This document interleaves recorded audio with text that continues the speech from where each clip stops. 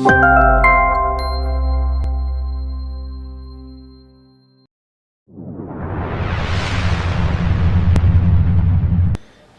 வாரம் என்ன புத்தகம் பார்க்க போகிறோன்னா சிலந்தியும் ஈயும்.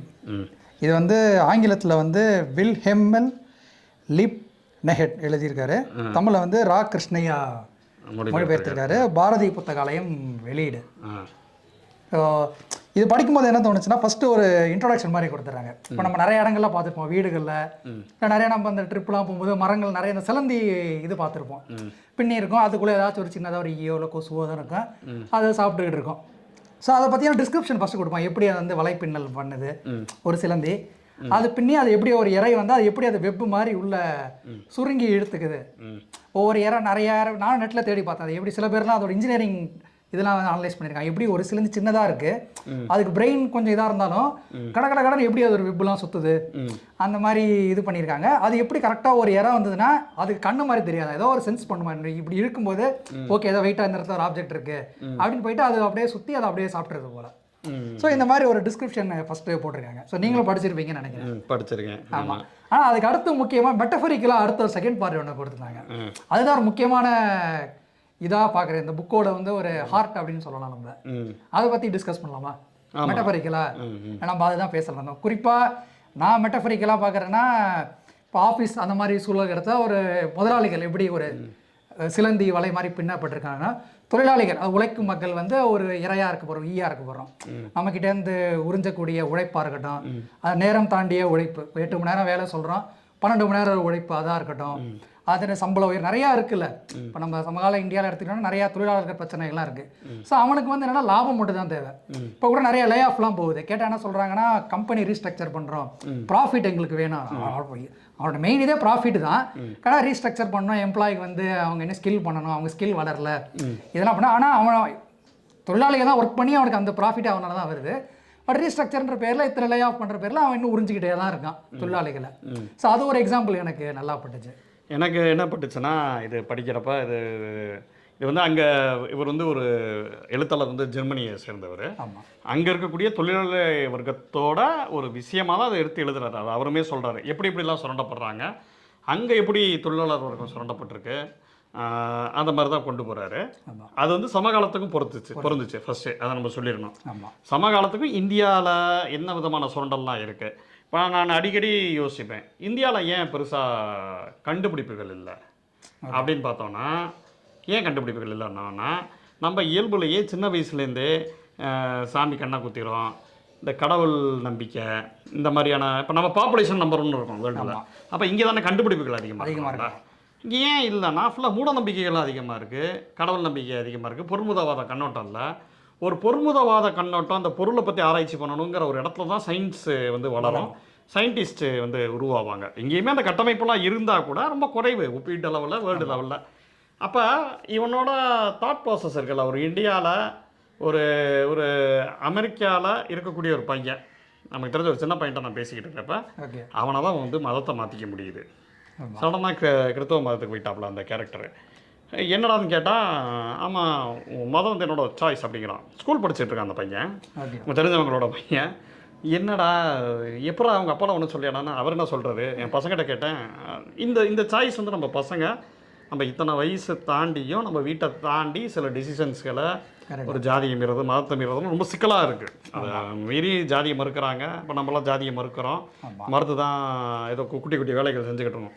ஆனால் பொதுவாக ஒரு குட்டி பையனுக்கு வரக்கூடிய தாட்டு, அப்போ அவன் இயல்புலேயே சின்ன வயசில் வந்து மதம் வந்து என்னை கண்ட்ரோல் பண்ணாது, நான் வந்து என்னோட ஓன் சாய்ஸ் இருக்குது. அப்போ அவனுக்கு வேறு கவலைகள். ஒரு ஒரு சயின்டிஸ்ட்டாக கேரியரை பற்றி மட்டும் அவனுக்கு யோசனையாக இருக்கும். இந்த கேரியர்லாம் நான் மேலே போகணும் பாட்டு. ஆனால் இங்கே மூட நம்பிக்கை இல்லாதது எல்லாமே இந்த சிலந்தி மாதிரி யோசிச்சு பாருங்கள். இந்த இடத்துல இப்படி மூளையை கீழையெல்லாம் இப்படி வந்து ஒருத்தர் வந்து லாக் ஆகிருக்கு. கரெக்டு. இவன் ஃப்ரண்ட்டில் வைக்கவே முடியாது, அந்த சிலந்தியில் மாட்டிக்கிறான். மூட நம்பிக்கைங்கிற ஒரு இது இருக்குது. வெறும் யாரும் முதலாளி வந்து டாமினேஷன் பண்ணுறது மட்டும் கிடையாது. நிலப்பிரபுத்துவம், அதோட விழுமியங்கள், பழைய கடவுள் நம்பிக்கைகள், ஏதோ ஒன்று வந்து அவனை பின்னாடி போட்டு இழுத்து அவனை தள்ளுற மாதிரி தான் எனக்கு பட்டுச்சு. அப்போ அவனால் சயின்டிஃபிக்காக யோசிக்க முடியாது. அவன் வேலை விஷயத்தில் பொருள்முதவாதியாக தான் இருப்பான். ஸ்டில் இப்போ சாஃப்ட்வேர் கம்பெனிக்கு போகிறான்னா பொருள்முதவாதியாக தான் இருப்பான். ஆனால் ஒரு லெவலில் என்னென்னா, வேலைங்கிறது இங்கே எப்படி இருக்குது நீங்கள் கவனிச்சு பாருங்கள். இங்கே பொதுவாக வேலைங்கிறது அதை ருசிச்சு செய்கிற மாதிரி இருக்கா, இல்லை ஒரு ஒரு பேஷனேட்டு அப்படின்லாம் யாரும் வேலை பார்க்கறது இல்லை. எனக்கு வேலை கொடுக்குறாங்க, நான் ஆஃபீஸில் நான் வேலை பார்க்குறேன், எனக்கு ஏதோ சம்பளம் கொடுக்குறாங்க, அதெல்லாம் எதிர்பார்க்க நீ ரொம்ப யோசிக்கலாம் தவிர நான் சொன்னதை செய்யறக்கூடிய அந்த மாதிரி உற்பத்தி செய்ய. அப்போ வந்து அவன் வந்து ஒர்க்குகளோட ஏலினேட் ஆகிருக்கான். நீங்கள் நல்லா கவனிச்சு பார்த்தீங்கன்னா இந்த சிலந்தியில் மாட்டிக்கிறான், ஒர்க்குகளோட தான் அட்டாச்சாக இருக்கணும், ஒர்க்குகளோட அட்டாச்மெண்ட்டாக இல்லை. அதனால அந்த வேலை என்னன்னு புரியாமல் கோட் அடிக்கிற ஆட்கள் நம்ம ஆட்கள் இருக்கோம், நம்மளும் அப்படி தான் அடிச்சிருக்கோம். ஆமாம், ஒரு பெரிய அனலைசிங்களா, ஐயோ நம்ம கொடுத்துருக்காங்க ஏதோ டாஸ்க் கொடுக்குறாங்க, சரி ஓகே இந்த ஸ்ப்ரிண்ட்டில் அதை போகணும், ரைட்டு ஏதோ அடிச்சுட்டு ஏதோ இது பண்ணிடுவான், அது எங்கே பிடிக்கிட்டு போகும், அதுக்கப்புறம் நம்மளை கூட்டு திட்டுவாங்க.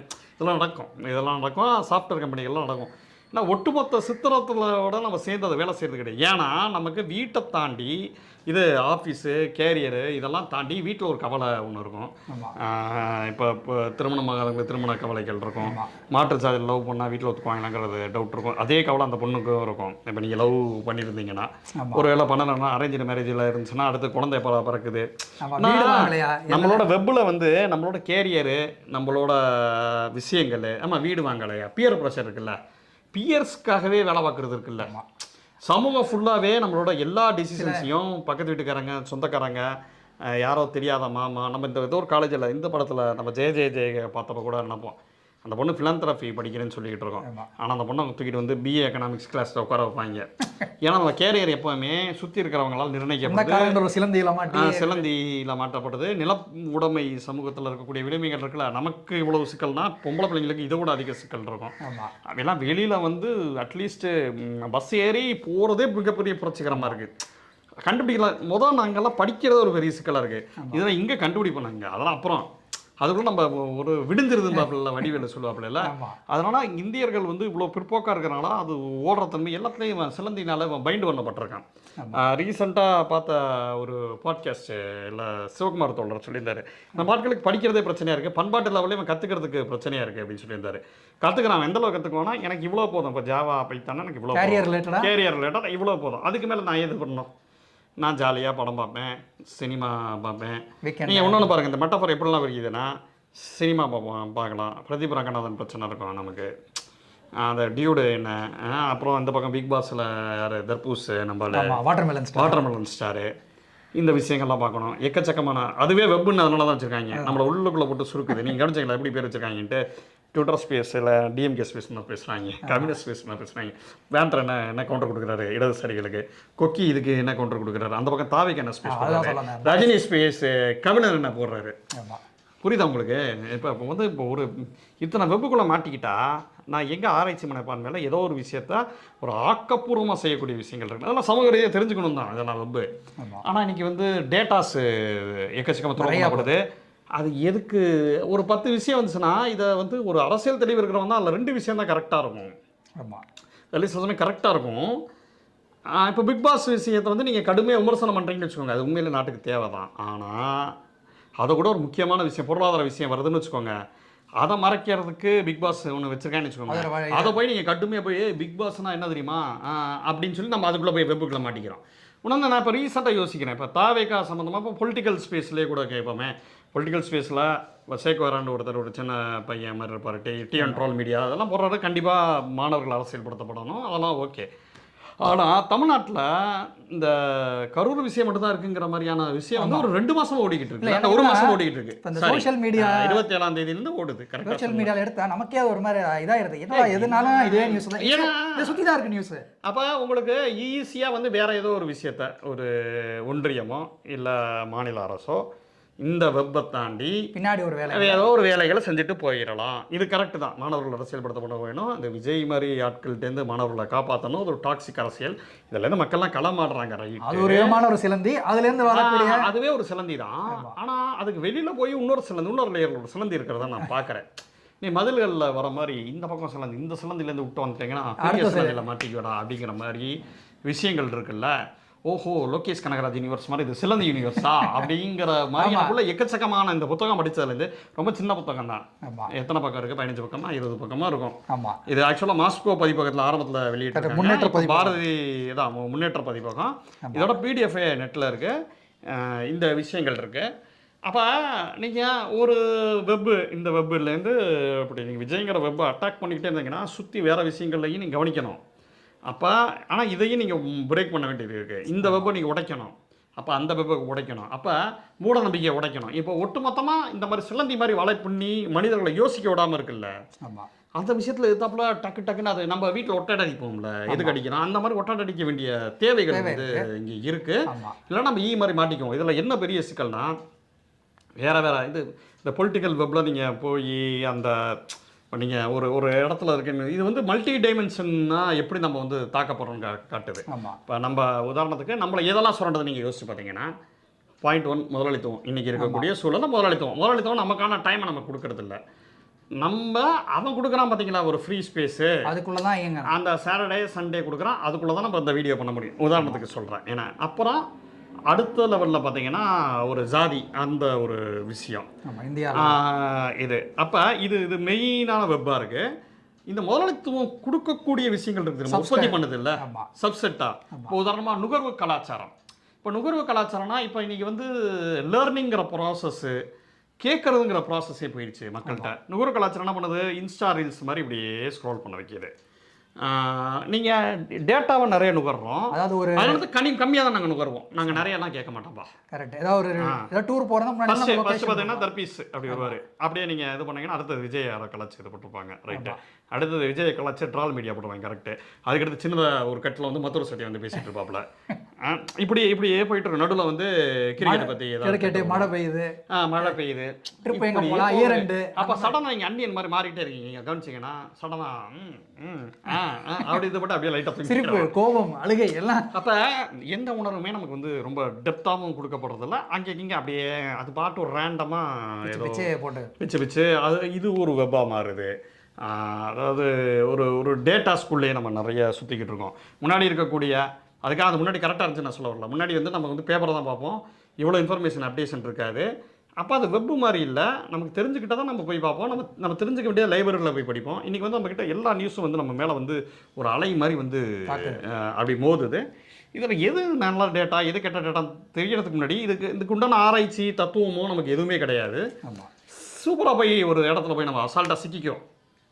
சில பேர் பார்ப்பாங்க பிக் பாஸ் ட்ரால் மட்டுமே பார்ப்பாங்க. நான் கேட்டிருக்கேன், பிக் பாஸ் பார்ப்பீங்களா? இல்லை ட்ரால் மட்டும் பார்ப்பேன். அதை ட்ரால்குள்ளேயே பார்த்துக்கிட்டு இருப்பாங்க இவங்க, ஒருத்தர் ட்ரால் பண்ணுறாங்க. எனக்கு ஒருத்தர் சொன்னார் ஆஃபீஸில் நண்பர், வெப் சீரிஸ்லாம் பார்ப்பீங்க, பார்க்க மாட்டேன், கதை சொல்கிறது கரெக்டாக, ஐயோ எப்படியா பார்க்கணும், அது ரீல்ஸ்னா அப்படியே ரீல்ஸில் பார்த்தே அந்த ஸ்டோரியை 200 எப்படி சொல்கிறா, எப்போ ரீல்ஸில் பார்த்து நீங்கள் அது எப்படி வச்சுருக்காங்க வெப் சீரியஸ்னு வச்சுருக்காங்க. எனக்குமே அந்த இதெல்லாம் இருந்துச்சு. நான் அந்த சிட்காம் சீரியஸ்லாம் பார்ப்பேன், ஆஃபீஸு, அதெல்லாம் எனக்கு ரொம்ப பிடிக்கும். அது கொஞ்சம் பறந்துபட்ட லெவலில் வேறு ஆங்கிளில் பேசுவாங்க. 2.5 Men அதோட அடல்ட் சீரியஸு. அந்த மாதிரி நீங்கள் பார்த்தீங்கன்னா மணி ஹிஸ்ட்லாம் சூப்பராக இருக்கும். நான் அதை தாண்டி தேடி போய் வேறு வெப் சீரிஸ்லாம் போய் பார்ப்பேன். சிட்காம் சீரியஸ்லாம் நிறைய பார்ப்பேன். அந்த இதெல்லாம் இருக்குல்ல, நம்ம ஒரு அந்த சயின்டிஸ்ட் பேரில் கூட பிக் பேங் தியரி சயின்ஸ் பேரில் அந்த மாதிரிலாம் இருக்குல்ல, அந்த மாதிரி சீரியஸ்லாம் பார்ப்போம். அதே மாதிரி மணி ஹெஸ்ட், ஸ்குவிட் கேம்ஸு, இதெல்லாம் இப்போ கூட ஹார்ட் பீட்டுன்னு ஒரு சீரியஸு, தமிழ் ஆஃபீஸு, இந்த லெவலில் நம்ம பார்க்குறோம். ஏன்னா நமக்கு எல்லாருக்குமே ஒரு வெப்பு தேவைப்படுது, ஏதோ ஒரு ஸ்ட்ரக்சருக்குள்ளே வரும்ல, ஒரு வீடு தேவைப்படுதுல்ல. இப்போ நம்ம பறந்துபட்டு யோசிக்காமல் ஏதோ ஒரு உலகம் தேவைப்படுது. இன்றைக்கி வந்து உலகமயம் எந்த லெவலில் ஆயிருக்குன்னா, உலகமயம் வந்து தனித்தனியான மனிதர்களை உற்பத்தி பண்ணுது. அப்போ அந்த மனிதர்களுக்கு ஏதோ ஒரு உலகம் தேவைப்படுது நான் பிடிச்சிக்கிறதுக்கு. அப்போ அந்த செயற்கையான உலகத்தில் போய் உட்கார்றது இருக்குல்ல, சில பேர் கிரிக்கெட்டில் போய் வந்துக்கிறாங்க, சில பேர் சினிமா ஃபேன்ஸாக மாறுறாங்க, சில பேர் வந்து லோகேஷ் கனகராஜ் நியூஸ்குள்ளே போகலாம். அந்த மாதிரி யூனிவர்ஸ் ஃபுல்லாக இருக்குது, எல்லாமே விர்ச்சுவல் யூனிவர்ஸ் தான். நீ எங்கே இருக்குது, நீ ஹார்ட் பீட்டுக்குள்ளே போ, எமோஷன்ஸு, டேடி பொண்ணு, ஓகே அது வேறு மாதிரி எமோஷன்ஸு. ஏன்னா ரீனா ரதி அந்த வேர்ல்டே ரொம்ப சூப்பராக இருக்கும். ராக்கி பாய் நம்மள மாதிரி ராக்கி சுற்றிட்டு இருப்பாப்புல.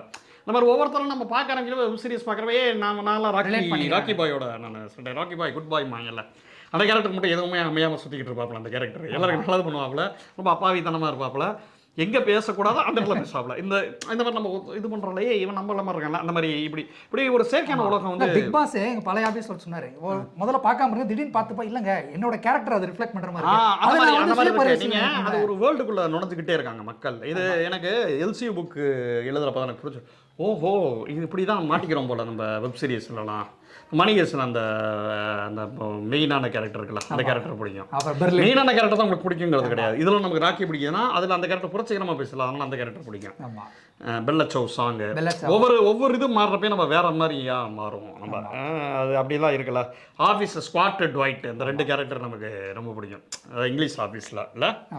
அந்த மாதிரி உங்களுக்கு கேரக்டர் ஐடென்டிஃபை பண்ணி ஐடென்டிஃபை பண்ணி பண்ணுறோம். அப்போ உங்களுக்கு என்னென்னா அந்த ஒட்டுமொத்த அந்த வெப் இருக்குல்ல, அந்த வெப்பு வந்து வெப்புக்குள்ளே மாட்டிக்கிறோம், ரைட்டு.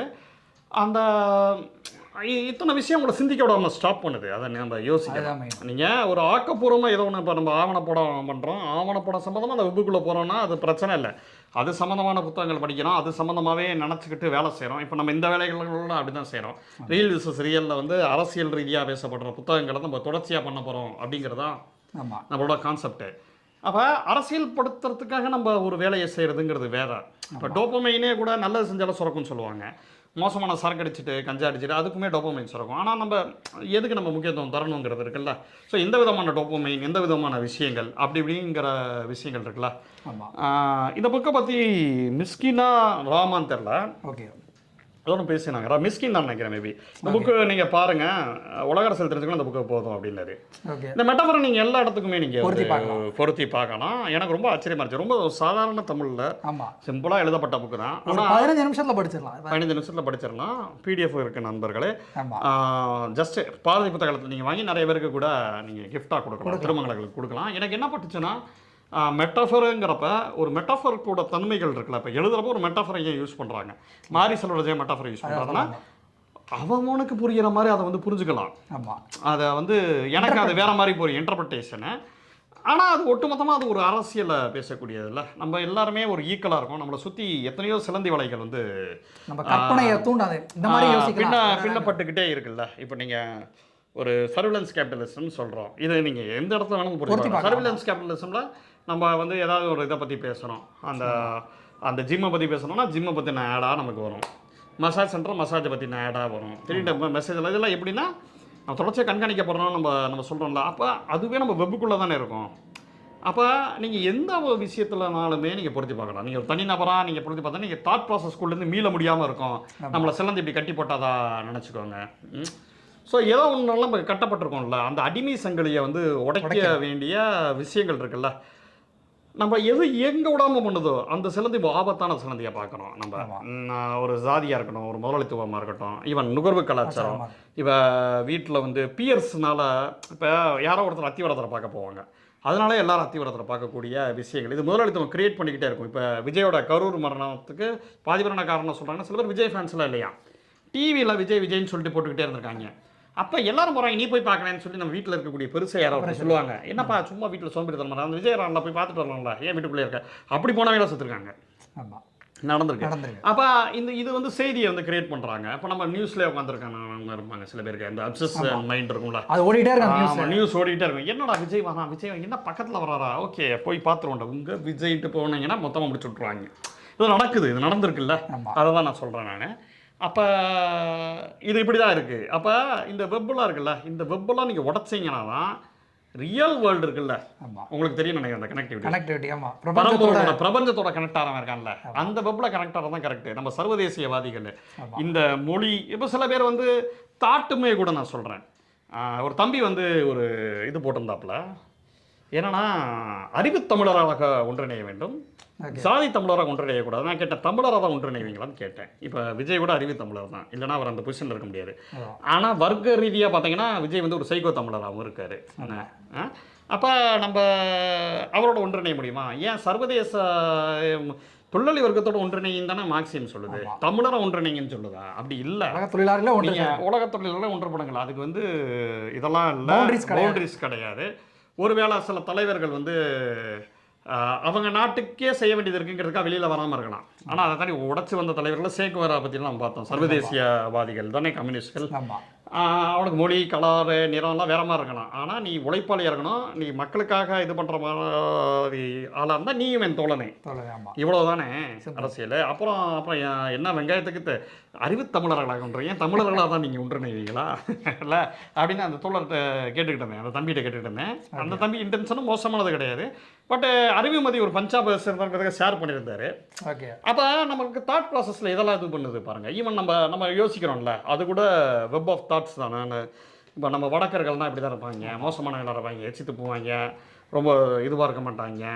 அந்த ட்ரெயின் நம்ம காஷ்மீர் போகிறப்ப என்ன சொன்னாங்க, நிறையா வந்துடுவாங்க, ரொம்ப சிக்கல் பார்த்துக்கோங்க, பூட்டி வைங்க பொட்டியெல்லாம் சொன்னாங்க.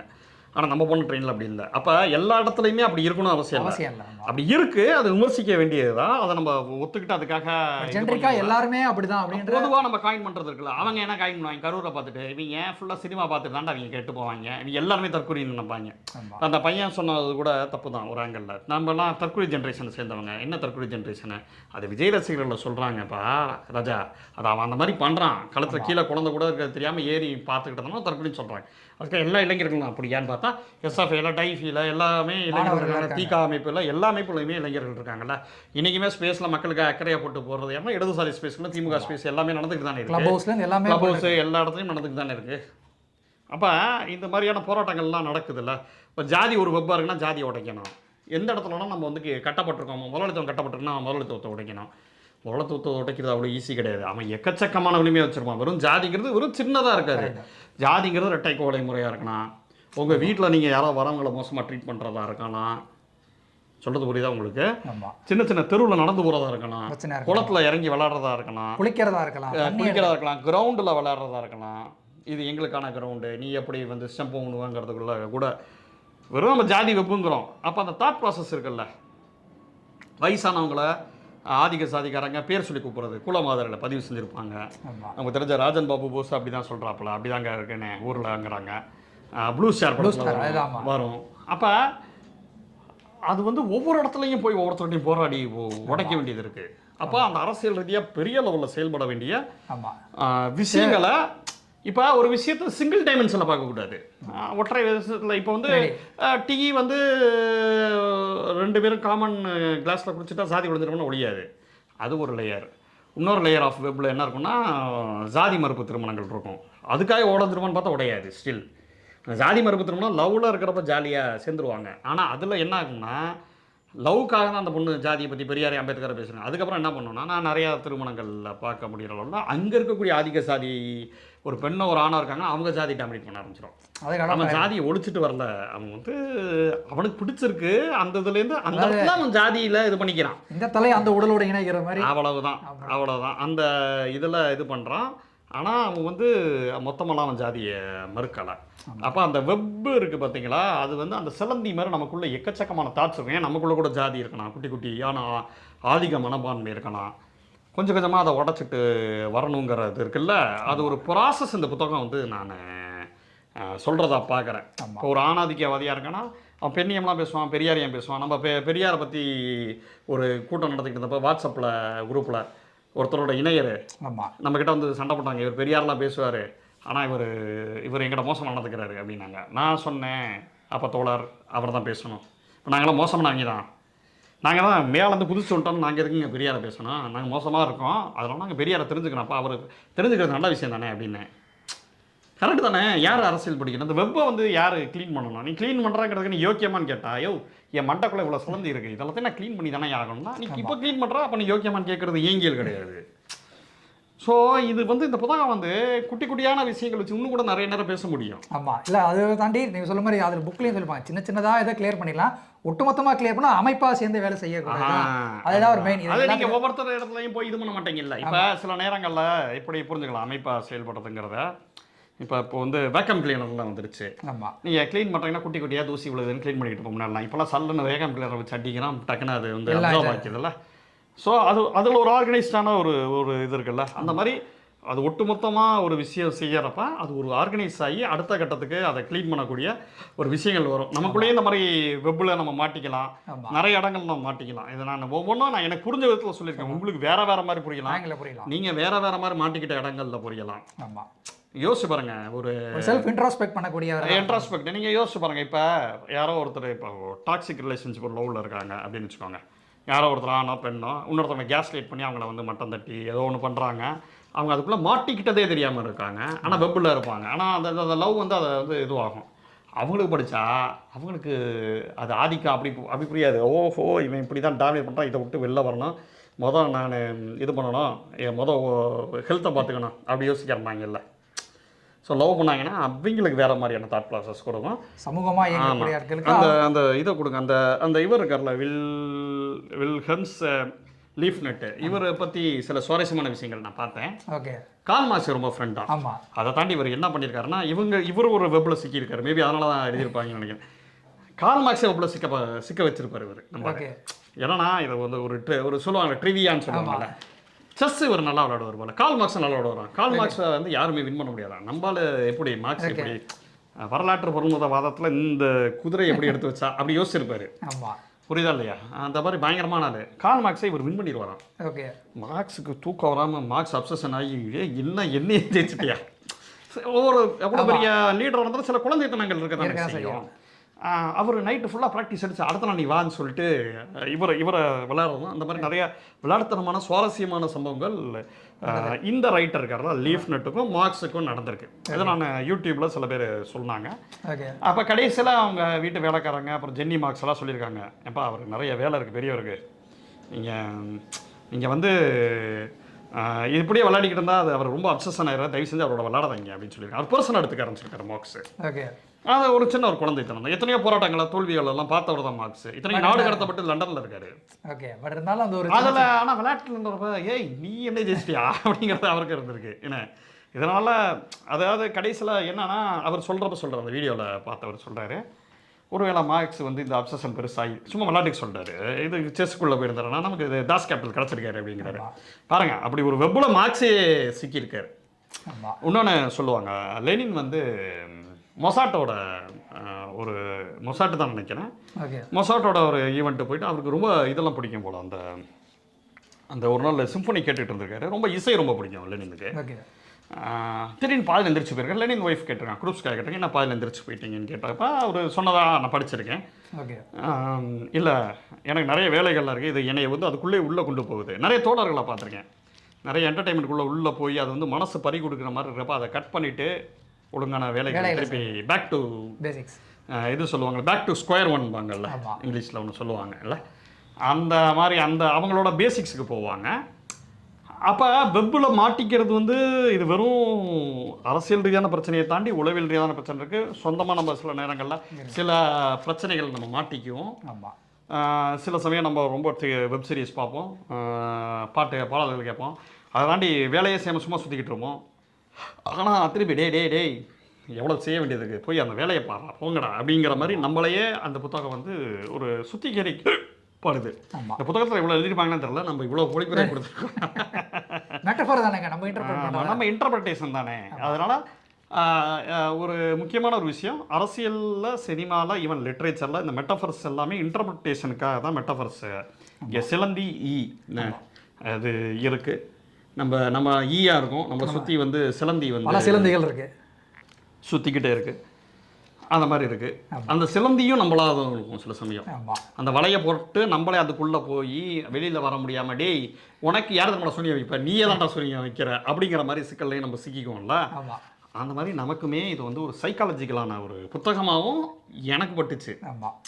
ஓகேவா? வேற மாதிரி கூட உங்களுக்கு படலாம். சரியா? வேற ஏதாவது சொல்லுவோம்? வேற எதுவும் இதுக்கு மேலே என்ன?